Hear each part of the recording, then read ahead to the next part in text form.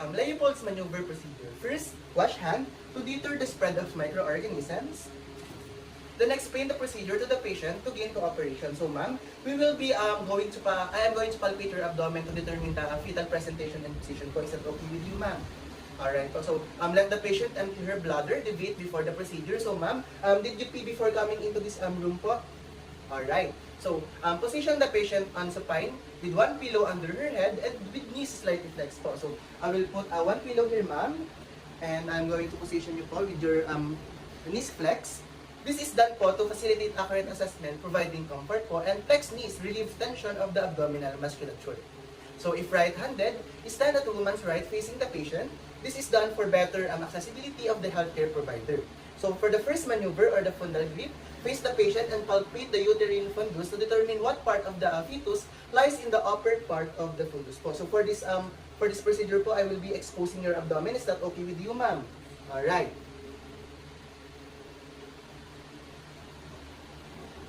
So let me do the first maneuver. Alright, ma'am. So the head feels hard and round, freely movable and ballotable. Bridge feels large, nodular, and softer po. So for the second maneuver, the umbilical grip, palpate in a downward direction on the sides of the abdomen, applying gentle but deep pressure to determine the position of the fetal extremities, fetal back, and anterior shoulders po. So I will be touching your abdomen again, ma'am. Alright. So ma'am, on the side of the fetal back po, a long continuous structure will be felt. Side of extremities will feel nodular po. So to the third maneuver, the Paulick's grip, place one hand over the symphysis pubis and grasp the lower segment between the thumb and fingers to feel the presenting part po. So I will be touching your abdomen po again.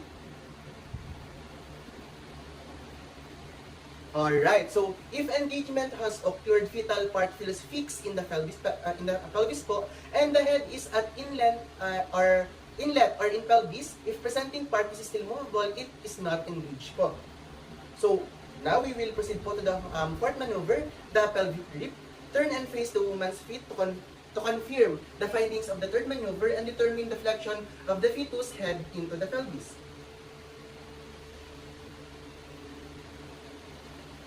Alright, so ma'am, the cephalic prominence is felt on the side where there is greater resistance po to the descent of the vertex po. Alright, so locate again the back of the fetus and place the stethoscope over it and listen to the fetal heart tone to 1 full minute po. So as I palpated your abdomen po, I felt that the back of your fetus po is here.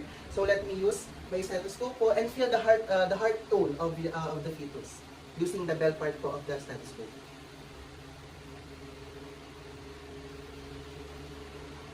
Alright po, so the heart tone po of the baby seems normal. It is the heartbeat is 125 beats per minute po, so it is within the normal range po. So next, I will note the location, rate, and character po of the fetus heart tone po to monitor and evaluate the condition po of the fetus. So as what I did earlier, the rate and the character of the fetal heart tone is normal po. So for your baby's condition is good po. Alright, ma'am? Okay, so make the patient comfortable to provide comfort to the patient. So, do you feel comfortable, ma'am? So, let me just wash my hands to prevent the spread of microorganisms. Then, I am going to document the observation made, fetal findings, presentation, position, attitude, and whether engaged or floating, to have the baseline data for future use. So, the baby's heart tone is normal, the heart beats in a normal range, and it is engagement, so your baby po is in a good condition. So, now we will be proceeding po to the taking of fetal heart tone using the stethoscope po. So, before we proceed po to the procedure, let me just wash or sanitize my hands to avoid the spread of microorganisms.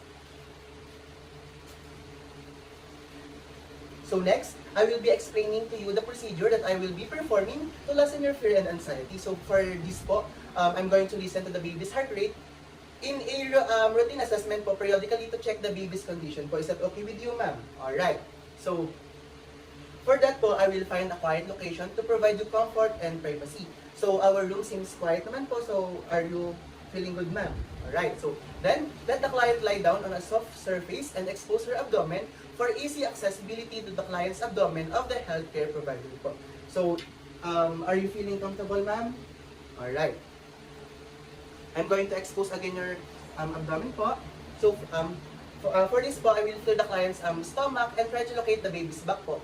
And the midline is generally a good place to locate the fetal heart sound. Alright po.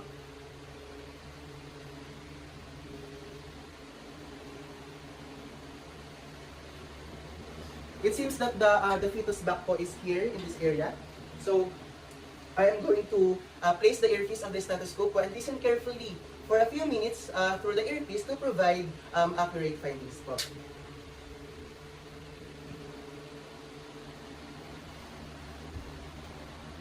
So, alright. It is normal naman po, and in case that I didn't hear the baby's heartbeat, slowly move the stethoscope up and down until you're able to pick up a sound po. Because moving the stethoscope to several areas on the abdomen will help locate the loudest fetal heart sounds. But I've already heard the sound po, the heartbeat po of your baby, so I'm not going to do that po. So now, I'm going to count the fetal heartbeats in 1 full minute to assess accurately the fetal heart rate and rhythm, which I did earlier po, and the just like what I said po, the heart rate po of the baby is normal po. So after this po, I am going to make the patient comfortable po to provide comfort measures. So ma'am, are you feeling comfortable right now po? Alright. So after doing those procedures, wash hands to avoid the spread of microorganisms. Lastly, document the data and time of assessment, the fetal heart rate and rhythm, any increases or decreases maternal heart rate and rhythm, the device used, any actions taken as a result of your findings, and your patient teaching po. So I use a stethoscope po to determine the heart rate of your baby. I didn't also heard any increases or decreases. It's just that your baby has a normal heartbeat po. All the findings of the procedures po, all the procedures done are normal po. So now we will proceed po to the delivery of the baby. Ensure all the delivery equipment and supplies are available po, and place of delivery is clean and warm po. So here are all the equipments needed po for the delivery of the baby. This is done po to promote the efficiency of the health procedure to be done. So next, ensure if the bladder is empty. So have you already peed po before coming into this room, ma'am? Alright, ma'am. Very good. Assist the woman in the comfortable position to provide comfort po. So are you feeling comfortable right now, ma'am? Alright, so I'm going to stay with her and offer her emotional and physical support, and allow her to push as she wishes with contractions, and wait until the head is visible and perineum po, this is distending po, to gain trust and comfort po. So before doing that, I'm going to wash my hands using clean water and soap to prevent the spread of microorganisms. Then I am going to put on both set of gloves to this is done po to promote infection prevention procedures. So just wait for a minute as I put my gloves on.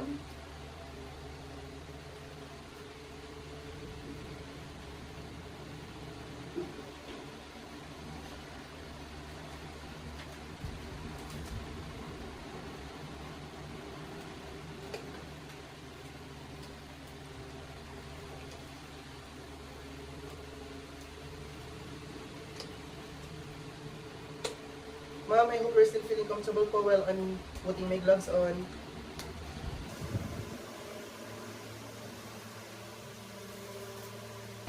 Again, I am going to use the double gloving method po for this procedure.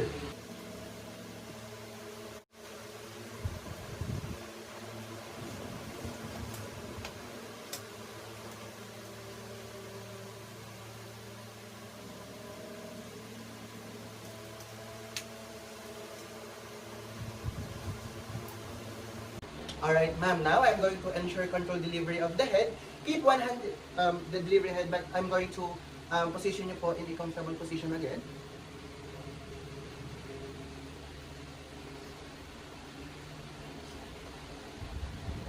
Alright, ma'am, so I'm going to ensure controlled delivery of the head. Keep one hand gently on the head po as it advances with contractions po to support the head of the baby. Next, I'm going to support the perineum with other hand and cover anus with pad held in position by side of the hand during the delivery.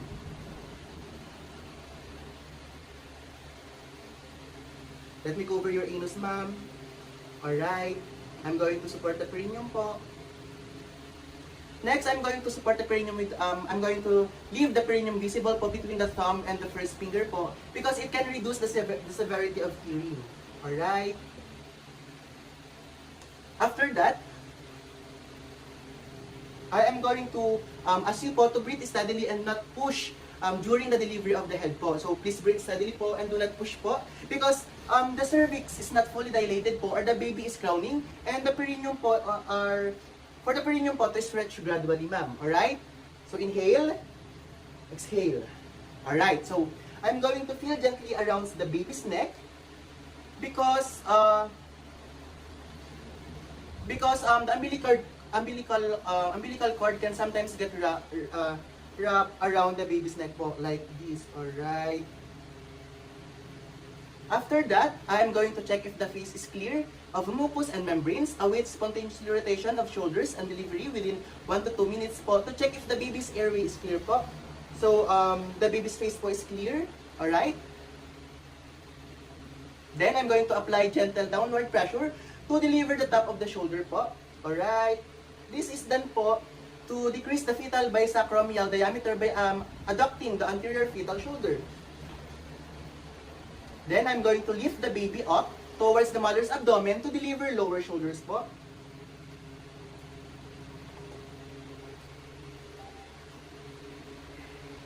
Alright po. So, I'm going to place the baby po on your abdomen po.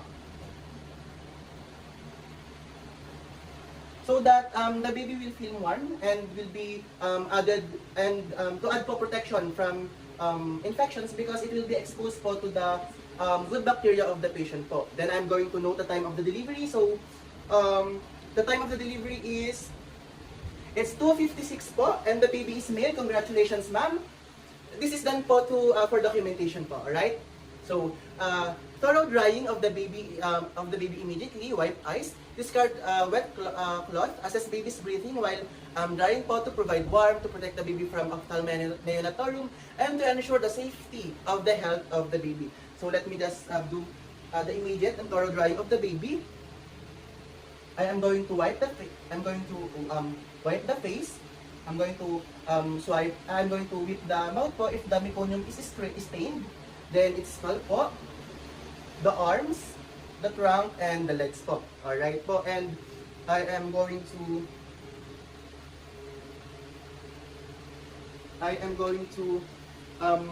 wipe the eyes po from the inside to the outside. Alright, so and I am going to evaluate the baby po using the Apgar scoring po. Alright, the baby's color is pink, which is normal po. The heartbeat or the pulse rate po are normal. So overall po with a score of 9/10 po, your baby po is normal. Alright? So I'm going to remove the wet cloth from the baby po. And I'm going to place the baby po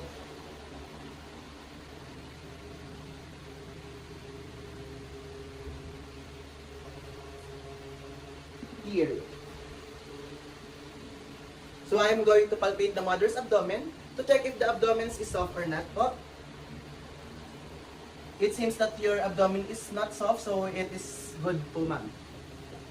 So I'm going to give 10 ml of oxytocin. IM to the mother, watch for vaginal bleeding po to help the patient to feel more relaxed and provide safely po.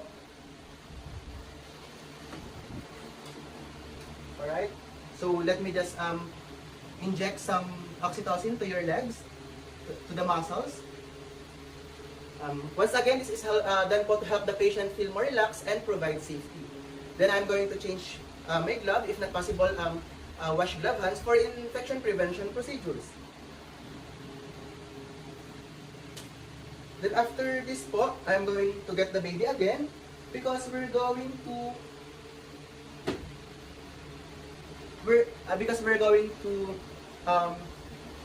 cut the cord po of the baby. So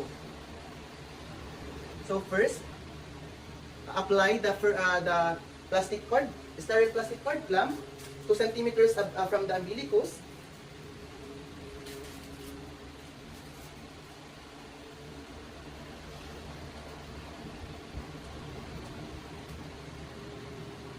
Then, I'm going to apply the second forceps po, 5 centimeters above or from the base of the umbilicus po.